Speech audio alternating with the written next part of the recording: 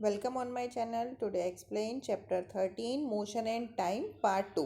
आज हम पढ़ेंगे मोशन एंड टाइम का पार्ट 2 पढ़ेंगे। पार्ट 1 में हमने एक्सप्लेन किया, हाफ चैप्टर कवर किया है। उससे आगे का हम स्टार्ट करते हैं।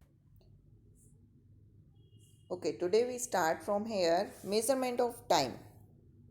ठीक है, अभी तो हमारे पास वॉचेस हैं, घड़ी हैं, तो हम टाइम को आराम से पता कर लेते हैं कि हाँ इतना टाइम अभी हुआ है। बट जब ये वॉच या घड़ी क्लॉक नहीं बने थे, उससे पहले इसको किस तरह से, यानी कौन से सिद्धांत पे बोल सकते हैं बनाया गया। ओके, अगर कोई भी चीज़ जब बनाई जा रही है तो वो किस बेस पे बनाई जा रही है, कि किस तरह से उसका कैलकुलेशन किया जा रहा है। तो आज हम टॉपिक में पढ़ेंगे मेजरमेंट ऑफ टाइम, यानी समय को किस तरह से मेजरमेंट किया गया। Okay, if you did not have a clock, अगर आपके पास घड़ी नहीं है, how would you decide what time of the day it is, अभी दिन में कितना समय हुआ है, आप कैसे पता करेंगे।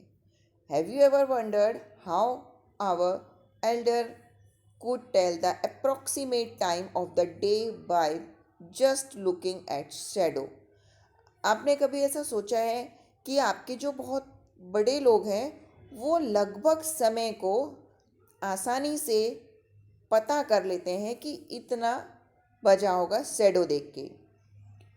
How do we measure time interval of a month, a year, हम समय के किस तरह से उनके इंटरवल, यानी उनके बीच में कितना समय होना चाहिए, यानी मंथ है तो उसमें 30 डेज होने चाहिए, ईयर है तो उसमें 12 मंथ, ये हम किस तरह से पता करें।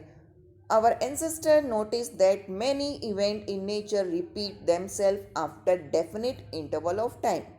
हमारे जो पूर्वज थे उन्होंने नोटिस किया कि कुछ ऐसे इवेंट्स होते हैं जो एक फिक्स समय पे वापस रिपीट होते हैं। ठीक है, अब किस तरह से, जैसे फॉर एग्जांपल अभी मैं ले लेती हूँ, जैसे अगर आप मंथ में कोई भी पूर्णिमा आती है तो पूर्णिमा हर 30 डेज के बाद वो वापस आती है पूर्णिमा।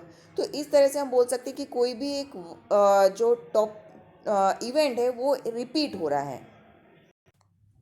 दे found that the sun rises every day in the morning. अच्छा, एंसेस्टर ने क्या ऑब्जर्व किया कि जो सन है यानी सूर्य जो एक समय पे यानी मॉर्निंग में ही उग रहा है। ठीक है, the time between one sunrise and the next was called a day. अगर एक सनराइज आज हुआ है तो उसके बाद जो अगले दिन सनराइज होगा उसको एक पूरा एक दिन नाम दिया कि ये पूरा एक दिन हो गया। ठीक है, similarly a month was measure from the one new moon to the next. इसी तरह से एक मंथ एक नए मून से लेके दूसरे नए मून तक का जो टाइम पीरियड हुआ उसको मंथ का नाम दिया। A year was fixed as a time taken by Earth to complete one revolution of the sun। एक साल उसको दिया गया नाम जो अर्थ पूरा सन का एक चक्कर लगाती है यानी रिवोल्यूशन करती है, उसको 1 ईयर तब कंप्लीट हो जाता है। Often we need to measure intervals of time which are much shorter than a day. अगर हमने देखा है कि काफ़ी जो समय है वो मतलब दिन कैसे होते हैं, छोटे हो जाते हैं। क्लॉक और watches are perhaps the most common time measure device. अगर हमें फिक्स टाइम देखना है तो जो घड़ी होती हैं उनसे हम फिक्स टाइम देख सकते हैं। Have you ever wonder how clocks and watches measure time, कभी आपने सोचा है कि घड़ी किस तरह से समय को नापते हैं। The working of clock is rather complex. जो घड़ी काम करती है ना वो एक कॉम्प्लेक्स मशीन के रूप में हम देख सकते हैं। But all of them make use to some periodic motion. यहाँ पे कुछ एक घड़ी में भी कुछ पीरियोडिक मोशन हो रहे हैं जिससे कि वो टाइम बताती है। One of the most well known periodic motion is that of simple pendulum. जो वॉचेस हैं, घड़ी हैं, वो एक सिंपल पेंडुलम के रूल्स पे काम करती हैं।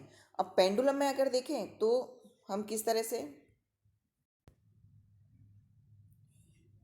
पेंडुलम किस तरह से वर्क करेगा देखिए, आपको मैं बता देती हूँ। जैसे फॉर एग्जांपल पेंडुलम है, पेंडुलम अगर रोटेट करता है तो वो इस तरह से इधर जाएगा, फिर घूम के इधर, फिर इधर। इसको टू एंड फ्रो मोशन बोलते हैं, यानी आगे जा रहा है फिर पीछे आ रहा है, वापस अपनी पोजीशन पे इस तरह से रोटेट होता रहता है। घड़ियों में भी इस तरह से ही रोटेशन का एक सिंपल पेंडुलम मेथड बोला जा सकता है। देखिए यहाँ पर भी आपको बताया गया है, ये है पेंडुलम और उसका मोशन किस तरह से हो रहा है। ठीक है, अगर कोई भी पेंडुलम चल रहा है तो वो ओ से ए पे जाएगा, ए से वापस ओ पे आएगा, फिर बी पे जाएगा, बी से फिर ओ पे, फिर ए पे, यानी इस तरह से इसका मोशन चलता रहता है। इसको टू एंड फ्रो मोशन बोलते हैं।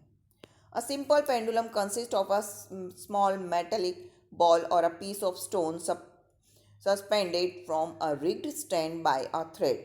एक सिंपल पेंडुलम होता है जिसमें मेटलिक बॉल होती है जो एक धागे से जुड़ी हुई होती है और बंधी हुई होती है एक फिक्स पॉइंट पे। The metallic ball is called the bob of pendulum. जो मेटलिक बॉल होती है उसको बॉब कहा जाता है, जैसे यहाँ पे आपको दिखाई दे रहा है। Figure 13.4 shown the pendulum as a rest in the means position। अगर हम ए पोजीशन में देखते हैं, ठीक है, तो यहाँ पे क्या है अभी, रेस्ट पोजीशन में है। ठीक है, pendulum rest position. When the bob of pendulum is release after taking a slightly to one side. अगर पेंडुलम को एक साइड ले जाया जाए, उसको छोड़ दिया जाए, it begin to move to and fro, वो एक तरफ से दूसरी तरफ चलना स्टार्ट कर देगा। And to and fro motion of a simple pendulum is an example of periodic or a oscillatory motion। अगर इस पेंडुलम का मोशन बोला जाए तो ये पीरियोडिक और ऑसिलरी मोशन कहा जाता है, यानी फिक्स पॉइंट पे हो रहा है इसलिए ऑसिलरी, और पीरियोडिक एक फिक्स टाइम पे ये बॉब जो अपनी पोजीशन पे वापस आ रहा है। The pendulum is said to have complete one oscillation when its bob. जब पेंडुलम अपना एक रोटेशन पूरा कंप्लीट कर लेता है तो उसको एक वन ऑसिलेशन बोलते हैं। Starting from its mean position O, अगर वो अपनी ओ पोजीशन पे है, ठीक है, ओ से लेके ए पे जाया, ए, ठीक है, फिर वापस वो ओ से यानी बी से चला, फिर ओ पे पाया, जो मैंने अभी आपको एक्सप्लेन किया था वही। The pendulum also complete one oscillation when its Bob moves from one extreme position, यानी जो पेंडुलम है वो एक ऑसिलेशन कंप्लीट कर रहा है जब तक वो बॉब पे अपने वापस पोजीशन पे नहीं आ जाता है। A to the other extreme position B and comes back O, ठीक है, बैक टू ए। अगर वापस से वो ए से ही चलता है और वापस ए पे आता है तो वो एक उसका ऑसिलेशन होगा। The time taken by the pendulum to complete one oscillation is called time period. और जैसे ही ये पेंडुलम अपना एक ऑसिलेशन कंप्लीट करता है उसको टाइम पीरियड कहा जाता है। यहाँ पे एक एक्टिविटी दी है इसी तरह से आपको, ठीक है। To set the pendulum in motion, gently hold the bob and move the slightly one side. Make sure that the string attract to the bob and taut while you dispatch it. Now release the bob from its displaced position. Remember that the bob is not to push when it is released. Note time on the clock when the bob is mean position. Instead, the mean position you may note the time. One is extreme position. Measure the time of the pendulum. Take the complete 20 oscillation. यानी यहाँ पे एक activity दी गई है कि आप एक pendulum बना लें, उसको आप इस तरह से मूवमेंट में रखें, उसके आपको ऑसिलेशन कंप्लीट करने काउंट करने हैं। तो मान लिया यहाँ पे 20 ऑसिलेशन हो गए, ठीक है। अभी आपने रिकॉर्ड कर लिया कि 20 ऑसिलेशन पेंडुलम ने किए, उसके बाद वो स्टॉप हो गया।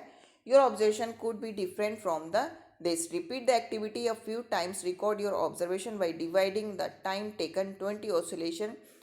अब क्या करना है आपको, यहाँ पे पेंडुलम का लेंथ भी आप डिफरेंट कर सकते हैं, तो आपको पता चलेगा कि जो टाइम पीरियड है वो सेम रहेगा। Is the time period your pendulum near be the same of in all case. यानी अगर आप पेंडुलम को कितनी भी दूरी से ले जाके रिलीज करें तो उसका टाइम पीरियड सेम रहता है, ठीक है। यहाँ पे आपको वही एक्सप्लेन किया जा रहा है, ठीक है। चलो ये हो गया।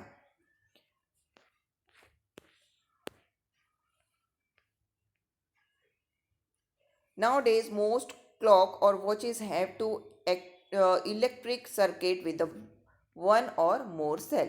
अभी जो फिलहाल डिजिटल क्लॉक है इस तरह से, ये सब क्या वर्क करती हैं, सेल से वर्क करती हैं। These clock are called quartz clock। The time measured by the quartz clock is much more accurate than the by the clock available earlier।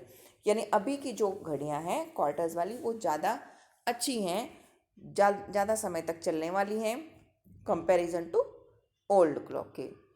Unit of of time and speed. ठीक है, अब ये जो topic है वो हम next video में cover करेंगे। यहाँ तक का मैंने जो आपको चैप्टर एक्सप्लेन किया है प्रॉपर्ली रीड करेंगे। मिलते हैं नेक्स्ट वीडियो में। बाय।